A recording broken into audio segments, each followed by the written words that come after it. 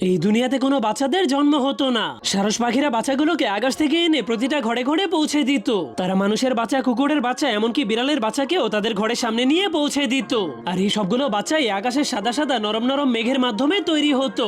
মেঘেরা সেগুলোকে শুধুমাত্র হালকাভাবে টাচ করলেই সেগুলো জীবন্ত হয়ে যেত।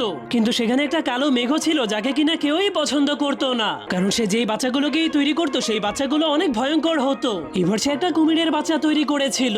সে এতটাই ভয়ঙ্কর ছিল যে জন্ম হতেই সে সারসের পুরো মাথাটাকে গিলে ফেলে, যা দেখে সারসটা অনেক ভয় পেয়ে গেলেও তবুও সে তাকে তার ঘরে পৌঁছে দেয়। কিন্তু সারসটা যখনই ফিরে এসেছিল তখন কুমিরটা প্রায় তার সবগুলো পাখাই খেয়ে ফেলেছিল, যা দেখে কালো মেঘটা তাকে একটু আদর করে দিয়ে এবার সে একটা ছাগলের বাচ্চা তৈরি করে দেয়। শয়তান ছাগলের বাচ্চাটা তাকে গোতা মারতে শুরু করে দিলেও সারসটা তাকে সুরক্ষিতভাবে তার মায়ের কাছে পৌঁছে দেয়, যার কারণে সারসটা ফিরে আসতে আসতে তার পুরো শরীরে অনেক ব্যথা পেয়েছিল, যার কারণে সে একটু বিশ্রাম নিতে গেলেই কালো মেঘটা এবার একটা কাঁটাওয়ালা সজারুর বাচ্চা তৈরি করে দেয়। সে ওই বাচ্চাটাকে একটা কাপড়ের মধ্যে ঢুকিয়ে দিয়ে